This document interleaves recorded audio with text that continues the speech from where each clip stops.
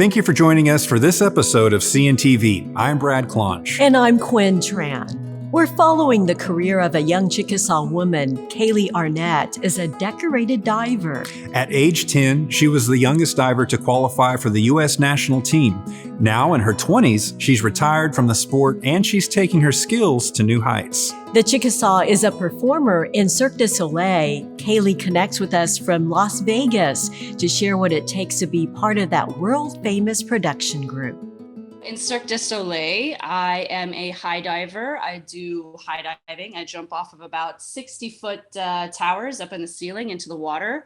I've been diving since I was really young, so this has been a really great transition for me to go from diving into Cirque du Soleil. Being that far up and the acrobatics involved, there's no fear in your DNA. There's always fear. There is always fear. It's just a matter of harnessing it, for sure. Especially if you're going higher and higher and higher. Of course, I have 20 years of experience, so I kind of know how to fly through the air. But the worst part is standing up there. You're just standing up there looking down, and that's when all the doubts creep in. That's when you're thinking, oh no, what if I forget how to dive? Like, you just think of things that are silly. Like, am I going to remember how to dive while I'm up here? And as soon as you take off, your feet leave the platform, you know what to do.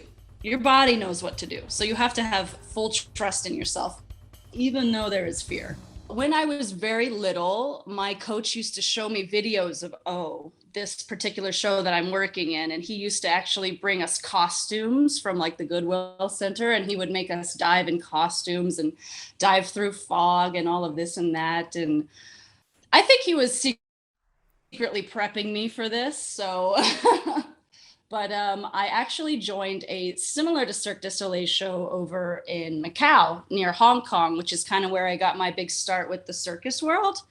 And I was over there for about 5 years doing similar things. I was doing Russian swing, I was doing high dive, I was dancing on chandeliers, doing all kinds of bizarre things over there. So that's kind of how I got my start into the circus. And then the pandemic hit, which of course shut down all entertainment across the world. So we went unemployed for about a year, just kind of waited for things to open back up.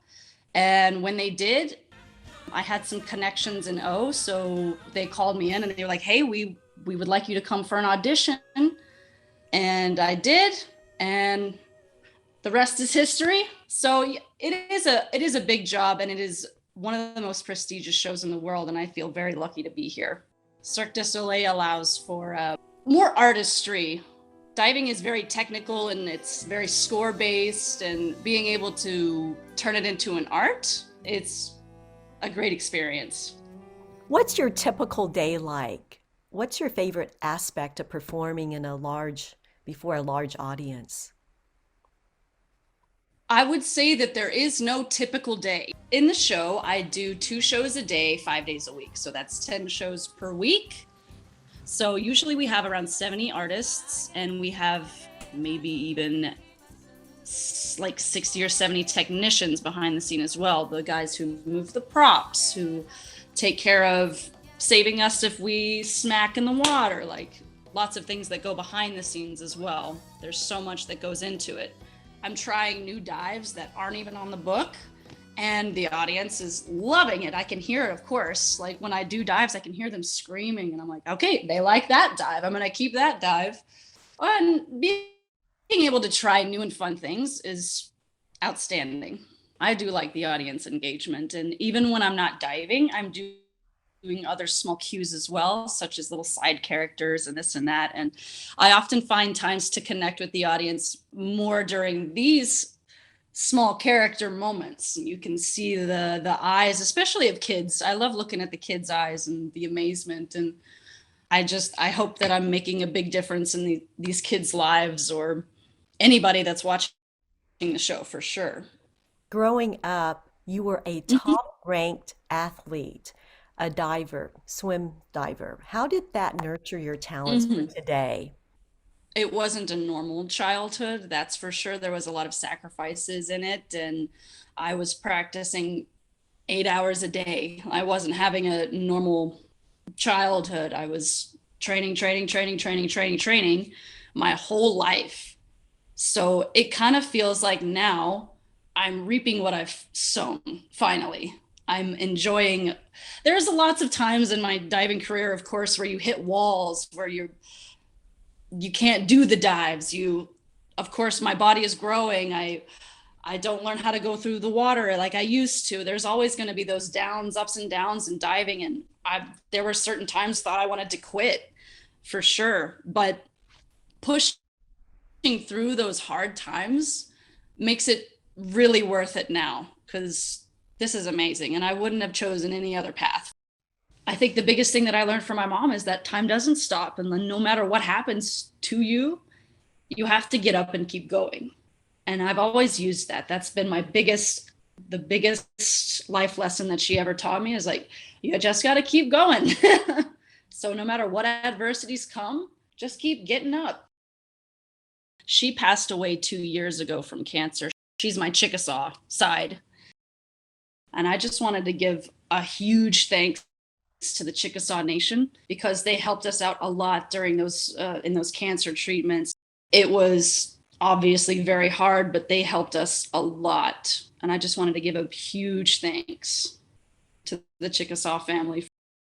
I do love what I do. If that was kind of a fork in the road moment for me when I was in college, because I did 5 years to finish my minor in Japanese. And of course, we all come to that moment in panic, like, what am I going to do after school? Like, I don't know what to do with my philosophy degree.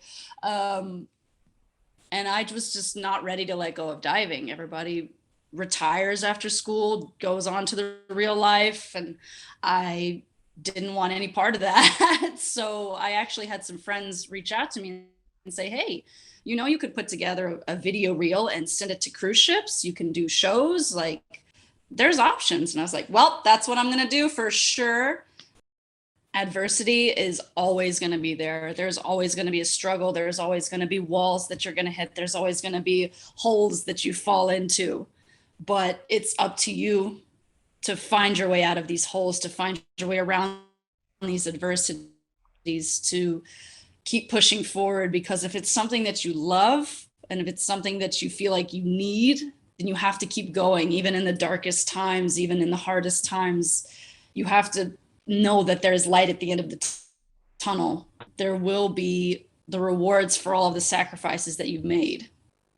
We enjoyed visiting with her. She's a hard worker with a lot of heart for everything she does. Kaylea is part of the Cirque du Soleil O productions. The performances are at the Bellagio in Las Vegas.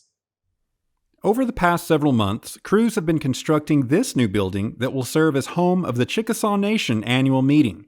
The 50,000 square foot facility is located on the Chickasaw Capitol grounds in Tishomingo. The building has 2,400 seats to welcome Chickasaw citizens to the annual meeting this year. The new facility is equipped with large screens and modern electronic features to enhance the visual and auditory experience. The building will be used as a site for other meetings and conferences as well. The tribe will be celebrating its annual meeting and festival September 23rd through October 1st. This will be the first gathering for the events since 2019 because of the pandemic. The week-long festivities will feature activities for families, Chickasaws of all ages. Our nation is strong because we are a united people. Governor Bill Anatobi will deliver his State of the Nation address Saturday morning, October 1st. For the latest schedule of events, go to annualmeeting.chickasaw.net. Look for highlights next month of the annual meeting and festival here on CNTV. We've been connecting with Chickasaw citizens all over the country, learning about their life, career, and contributions. In this episode, meet Matt Griffin, who has spent most of the pandemic in a remote island uncovering history. He tells us about his archaeological work on the Marshall Islands in the Pacific Ocean. The Republic of the Marshall Islands is made up of several atolls, and we're on one of the largest ones, which is the atoll of Kwajalein. And it's made up of over 100 islands. And the United States actually controls 11 of those islands. We have Kwajalein, where I am. We also have Mek and a bunch of other smaller islands out there that are U.S. military defensive base. We also have space fence out there. We have one of the 3 GPS locations out there that help us so that we actually go down the right road when we actually turn our GPS on. It's out in the middle of the Pacific. It's very, I mean, we don't see planes fly over us very often. We see the International the space satellite more than we see anything else out there. It's very remote. It's very abandoned. It was actually owned by Germany, and then the Japanese took it over after World War I, and then we took it from the Japanese in World War II. The United States has been out there since 1944. It used to be a naval post, and now it's an Army garrison. It's the home of Buckles Army Airfield, and it's one of the parts, kind of like Wake Island or Guam or what have you, that is a military asset by the U.S. out in the Pacific. MIT has their observatories out there. We do get a couple of PhDs every once in a while who come out and are looking at our solar system. It's a very technical place. Our job at Parsons is we are rebuilding the runway, because the runway out there is it's the most vital thing that we can have, because even on a barge, it takes 2 weeks to get from Hawaii to where we are. So it takes 5 hours by plane. It's a lot quicker than it is to wait on a boat. So the remoteness is nice because you don't have the static and background that you have of a large city. But, you know, every once in a while you just realize that, hey, I'm on a place that's less than 6 square miles in the vast middle of the ocean and surrounded by a lagoon on one side and ocean on the rest. And I'm out there, and, you know, it's kind of humbling after a while. So you are there to help with rebuilding infrastructure, and part of that job means uncovering and discovering some archaeological artifacts. Right. My job as an archaeological monitor, and what I've been doing for the past 7 years, is construction archaeology. We had to dig 2 lines, one for water and one for electricity. When we started to dig the electrical line, we found about 3/4 of a Japanese rifle. So they were digging at night. So we just took the dirt, stopped then and there, waited till the next day till daylight came out that we could actually see what we were digging. And they emptied out the dirt that we found, and we found the lower limb bones of human. So we got back into the trench that we had dug out, and we saw the pelvis of an individual that was eroding out of the wall from where we dug. Ended up being the remains of anywhere between 5 to 9 actual individuals. It's a Japanese mass burial that happened at World War II. There was 2 bodies that were buried lower than everyone else that were probably killed during the actual bombing from the naval ships that we found with them. Hand grenades, both their rifles, bayonets, Japanese coins associated with them. One of the individuals still had the soles of his boots where his feet were. So it was an amazing find. You see pictures of that National Geographic and stuff like that.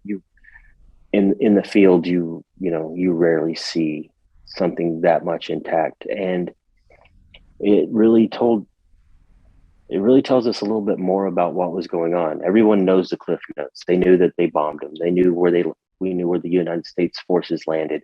We knew it was the 7th Army. But in this area, we get to see part of the battle from the Japanese side, because unfortunately, the Japanese records are sparse. So it's very difficult to know what the Japanese were doing. So now we've actually found a place where a tactical spot from them, and can see why this area, why we found what we found where we did. These individuals were put where they were put in 1944 and never moved again. And it's like opening a time capsule, humbling experience to see something like that, to assist in what we did, because, much like with the Chickasaw Nation, when we find remains or, burial goods of, someone who's Chickasaw, we have those repatriated to us. Now we're getting to do the same thing for the Japanese. We're getting to allow these people to be taken home and, taken care of by the people that care for them. So, I mean, So it's kind of a win-win. I get to see something that I've never seen in my life, and we get to return those people to, their loved ones. It's been a fascinating experience for Matt Griffin, not just on land, also in the water. During his time there, he earned his dive certifications and explored the waters and shipwrecks that surround the island. One of the biggest adjustments for him, the time zone, which is 17 hours ahead of Oklahoma time. Before we leave you, here's a reminder about the upcoming deadline to register to vote. October 14th is the last day to register to vote in order to cast your ballot in the November general election. The general election is set for November 8th. VoteYourValuesOK.com is a nonpartisan educational resource, a website with helpful information. What does VoteYourValuesOK.com offer? So that's the website where we not only offer information on the getting registered to vote, but also information on the timelines that we're looking at this year voting. But we also have a lot of information from everyday citizens on the reasons they find it important that they lend their voice to voting to make sure I'm able to participate in this upcoming election. Thanks so much for spending time with us on CNTV. We'll see you next time.